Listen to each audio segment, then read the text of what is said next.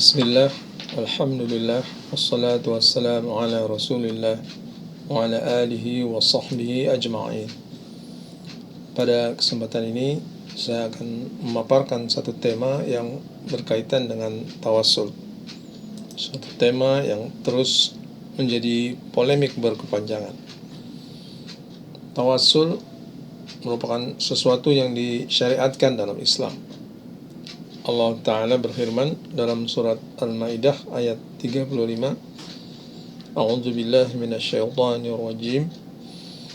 Ya ayyuhallazina amanu taqullaha wabtaghu ilaihil wasilata wajahidu fi sabilihi la'allakum tuflihun. Hai orang-orang yang beriman, bertakwalah kepada Allah dan carilah wasilah yang mendekatkan diri kepadanya, dan berjihadlah di jalannya supaya kamu mendapat keuntungan. Allah Ta'ala merintahkan kita mencari wasilah yang biasa diterjemahkan dengan jalan, cara atau sarana untuk taqarrub, mendekatkan diri kepadanya.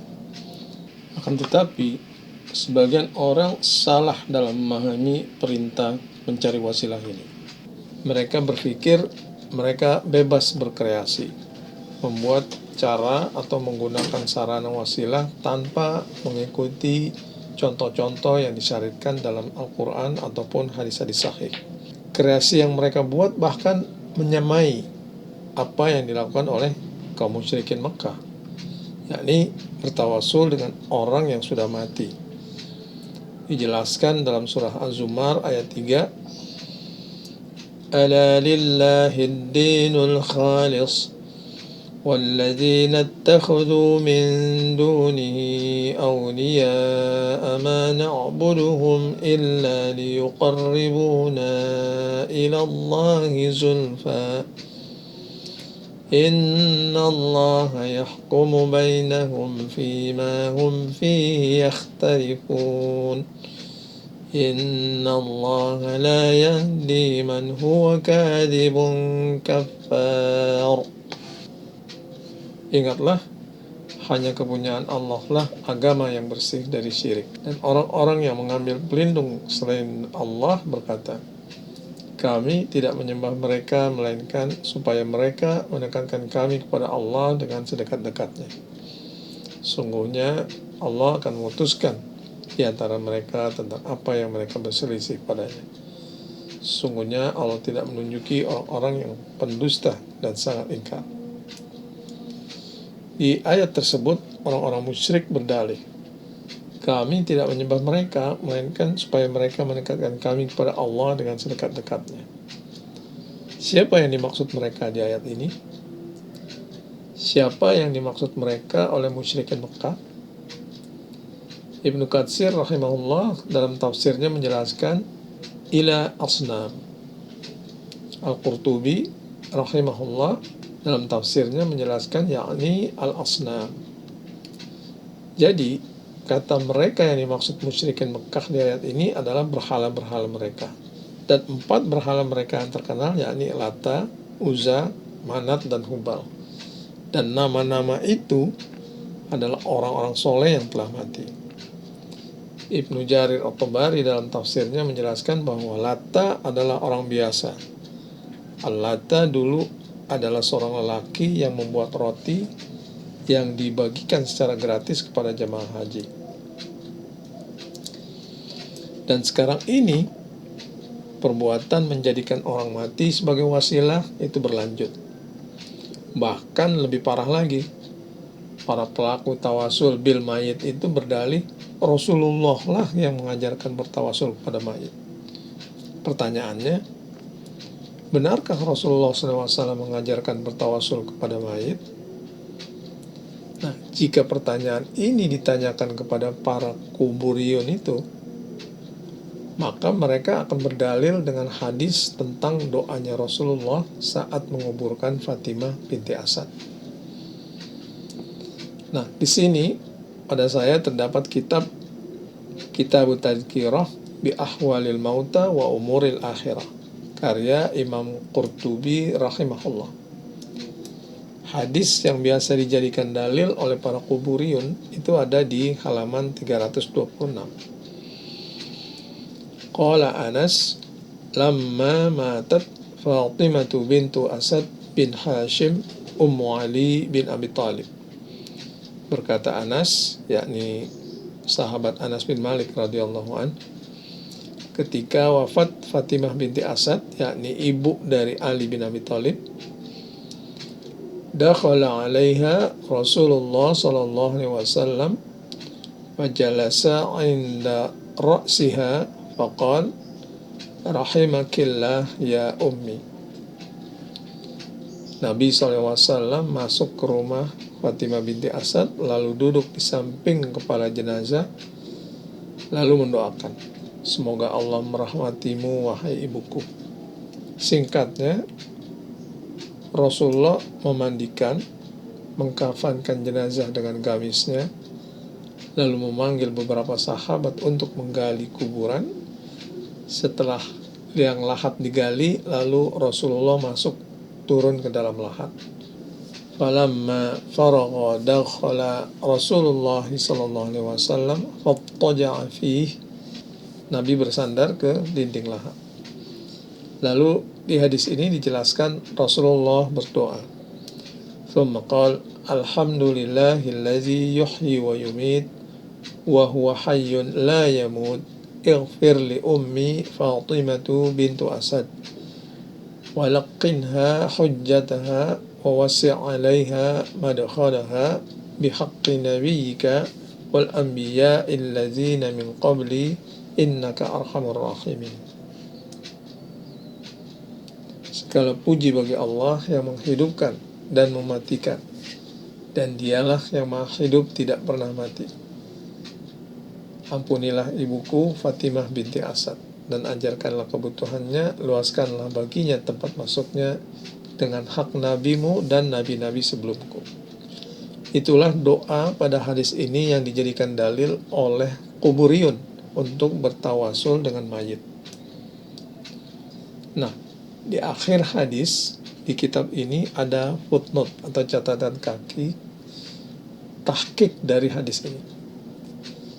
Di sini dijelaskan, hadzal haditsu rawahu aidan al-Hakim fi mustadrakihi an Ali bin Abi Thalib. Hadis ini juga diriwayatkan oleh Al-Hakim dalam kitab Mustadraknya dari sumber Ali bin Abi Thalib. Kemudian, ini yang penting, walaysa fihi lafzun bihaqqin nabiyyika wal anbiya'i allazina min qabli. Dan tidak ada padanya lafaz dengan hak nabimu dan nabi-nabi sebelumku. Warwahu Ibnu Abdul Bar fi kitabihi Isti'ab wa Ibnu Athir fi kitabihi Usdul Ghabah, kilahuma min hadith Ibn Abbas, wa laysa fihi lafzun bihaqqi nabiyyika wal anbiya'i allazina min qabli. Dan diriwayatkan juga oleh Ibnu Abdul Bar dalam kitabnya Al-Isti'ab, dan juga diriwayatkan oleh Ibn Asir dalam kitabnya Usdul Ghabah, keduanya dari sumber Ibnu Abbas radhiyallahu anhu. Dan tidak ada padanya lafaz dengan hak nabimu dan nabi-nabi sebelumku. Wa qad taqaddamat riwayah Umar bin Shabbah wa laysa fiha dzalikal lafzul mukhalif. Dan sungguh telah mendahului riwayat Umar bin Shabbah dan tidak ada padanya lafaz yang dipersoalkan itu. Alman bi anna riwayah Anas allati rawahan Abu Nu'aim tafarrada biha rawin dha'ifun huwa Ruh bin Salah. Diketahui bahwa sesungguhnya pada riwayat Anas, sebagaimana dijelaskan oleh Abu Nu'aim, telah ditelusuri pada hadis ini ada rawinya yang dhaif, yaitu Ruh bin Salah. Qala fihi Darqutni dhaif fil hadis. Ad-Darqutni berkata tentangnya, tentang Ruh bin Salah, dia dhaif dalam hadis. Unzur Lisanul Mizan Libni Hajar. perhatikan Lisanul Mizan karya Ibnu Hajar al-Asqalani. Pendapat yang mendaifkan Ruh bin Salah ini juga dinukil pada kitab Lisanul Mizan karya Ibnu Hajar al-Asqalani. Waqala Ibnu Adi fi ba'di hadithihi nakira, dan berkata Ibnu Adi tentang Ruh bin Salah, pada sebagian hadisnya tidak dikenal. Kalau hadis tidak dikenal artinya ditolak. Al-Kamil fi Du'afa'ir Rijal Ibnu Adi. Pendapat Ibnu Adi ini terdapat pada kitab beliau Al-Kamil fi Du'afa'ir Rijal. Wa qala Ibnu Jauzi tafarrada bihi Ruh bin Salah wa huwa fi idadil majhulin. Dan berkata Ibnu Jauzi, ditelusuri pada hadis ini ada Ruh bin Salah dan dia tergolong ke dalam orang-orang yang tak dikenal. Al-Ilal Al-Mutanahiyah. Pendapat Ibnu Jauzi ini terdapat dalam kitabnya Al-Ilal Al-Mutanahiyah. Nah, setelah membaca hadis dan tahqiqnya, maka di sini ada beberapa poin penting. Yang pertama, hadis ini punya beberapa sumber periwayatan, yakni dari Anas bin Malik, Ali bin Abi Thalib, dan Ibnu Abbas. Yang bersumber dari Anas bin Malik itu terdapat lafaz bihaqqi nabiyyika walladzina anbiya min qabli. Untuk kelompok ini sebut saja dengan lafaz atau bil lafzi. Sedangkan yang bersumber dari Ali bin Abi Thalib dan Ibnu Abbas itu tidak memiliki lafaz. Untuk kelompok ini sebut saja tanpa lafaz atau bila lafzi. Nah, sebelum membahas para perawinya, saya coba telaah dulu matannya. Yang pertama, kita perhatikan hadis ini satu-satunya hadis yang menjelaskan lafaz tawasul bil mayit. Inilah hadis yang menjadi dalil. Tidak ada penguat, tidak ada hadis lain yang digunakan oleh para kuburiyun. Yang kedua, perbedaan matannya menjelaskan ada atau tidaknya tambahan lafaz, bukan perbedaan matan di taraf perbedaan makna dan penafsiran.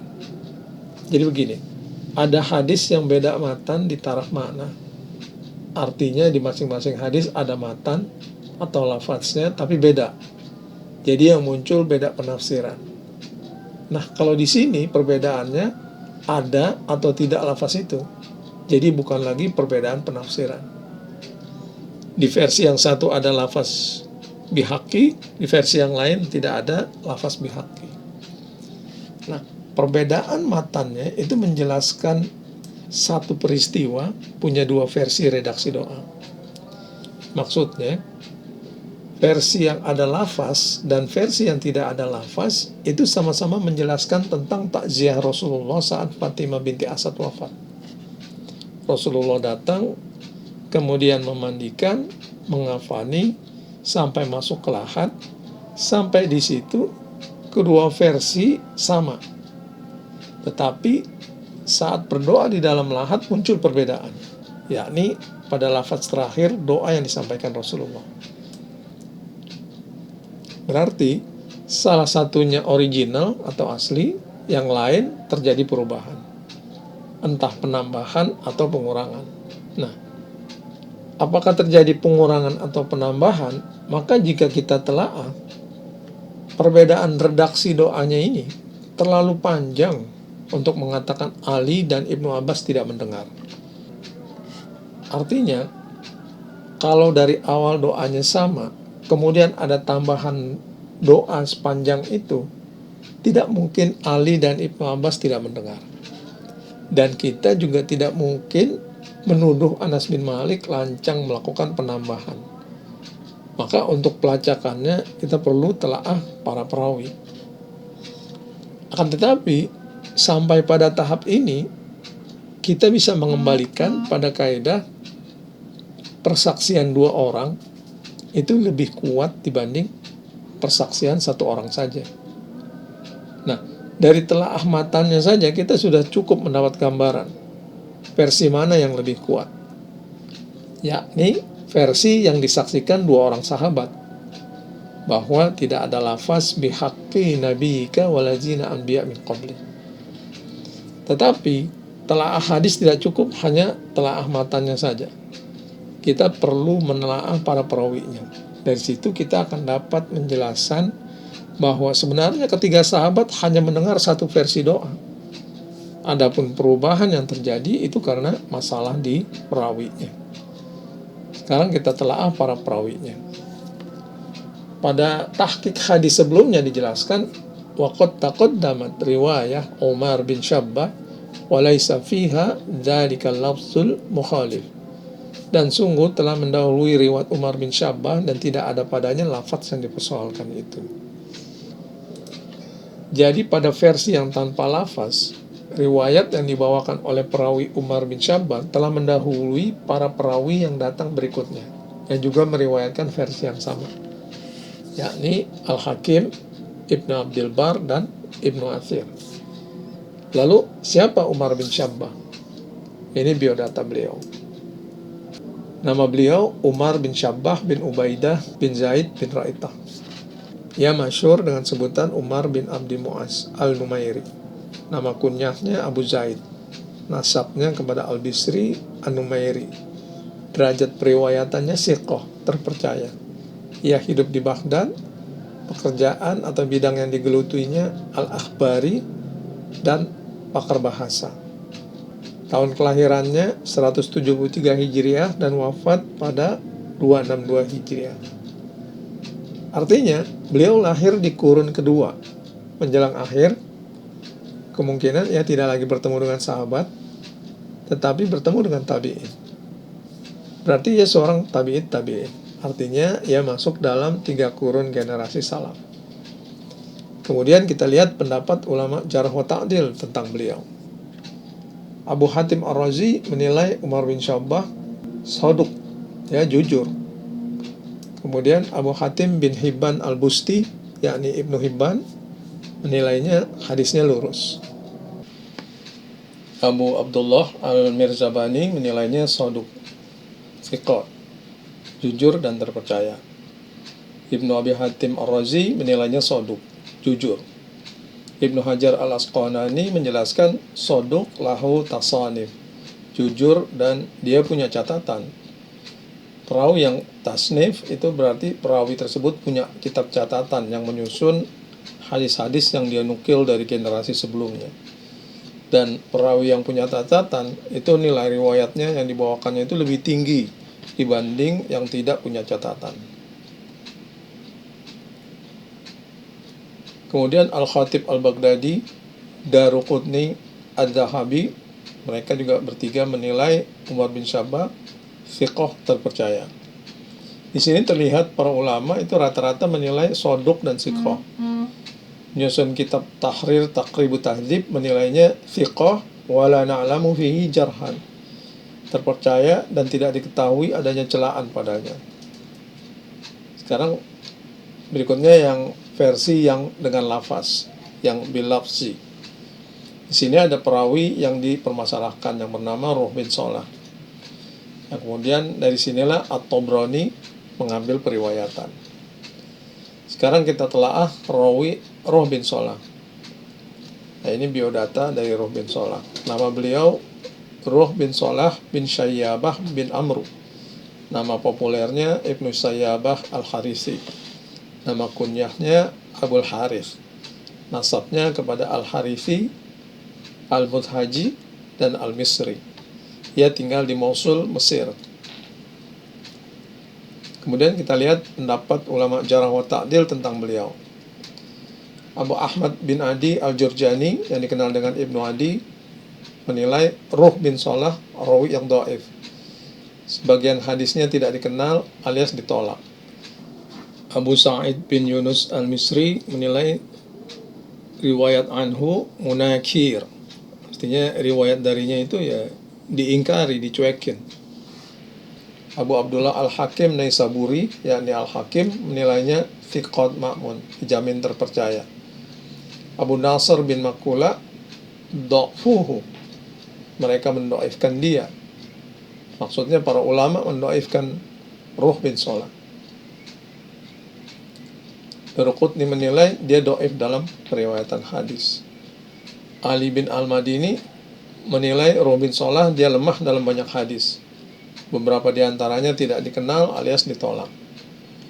Ibnu Hibban menilai Ruh bin Salah dia siqat, terpercaya. Pada beberapa referensi ulama jarh wa ta'dil yang saya baca, itu tidak ada nama Ibnu Hajar Al-Haytami yang memberi penilaian pada perawi Ruh bin Salah. Ibnu Hajar Al-Haytami hanya memberi penilaian kepada hadis secara umum. Maka kalau ada yang mengklaim Ruh bin Salah dianggap siqat oleh Ibnu Hajar Al-Haytami, maka itu adalah klaim yang tidak punya dasar. Dari penilaian ulama jarh wa ta'dil, ini kalau dikelompokkan, maka bisa dilihat perbandingannya seperti ini. Di sini bisa kita lihat, ulama jarh wa ta'dil itu lebih banyak yang menilai Ruh bin Salah adalah perawi yang dhaif ketimbang yang menganggapnya siqat. Nah, setelah melakukan telaah matan dan perawi, maka ada satu hal penting yang mendukung dalam penilaian suatu hadis, yakni melihatnya pada tataran praktek. Hadis tawasul bil mayit itu dijadikan dalil untuk beribadah oleh sebagian orang. Akan tetapi, selama 23 tahun masa kenabian, Rasulullah tidak pernah mengajarkannya kepada para sahabatnya untuk bertawasul kepada para nabi-nabi sebelum beliau. Sekiranya itu bagian dari syariat, maka pastinya itu sudah diajarkan dan akan dijadikan wasilah di setiap doa para sahabat, dan akan banyak diriwayatkan dalam hadis-hadis sahih. Maka dengan menganalisa pada tataran prakteknya, jelas membuktikan tidak ada syariat bertawasul kepada orang yang telah mati, baik kepada para nabi terdahulu ataupun orang-orang yang soleh.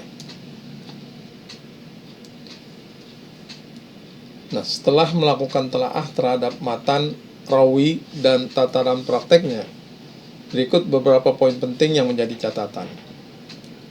Yang pertama, hadis doa Rasulullah saat Fatimah binti Asad wafat itu bersumber dari 3 orang sahabat senior, di mana 2 orang tidak mendengar lafaz tambahan doa. Yang kedua, hadis yang tanpa lafaz itu perawinya lebih sikoh, terpercaya, dan bersih dari celaan dibanding perawi hadis yang dengan lafaz.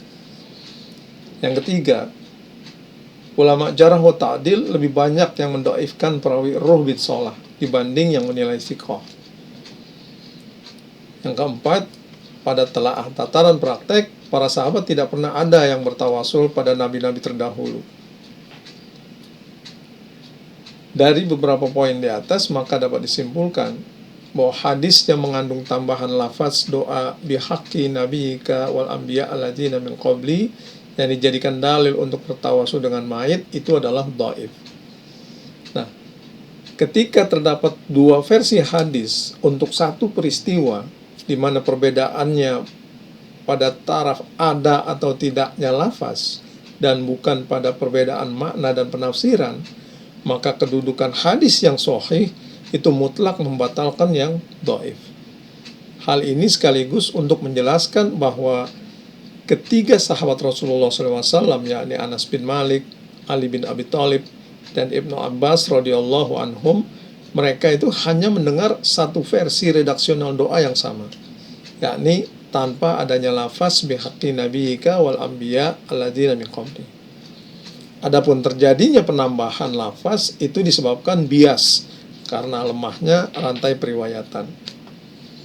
Akhirnya kita bisa simpulkan bahwa bertawasul kepada orang mati itu tidak pernah dilakukan oleh Rasulullah SAW dan tidak pernah diajarkan kepada sahabat-sahabat beliau. Demikian pemaparan yang bisa saya sampaikan. Ilahi taufiq wal hidayah. Assalamualaikum warahmatullahi wabarakatuh.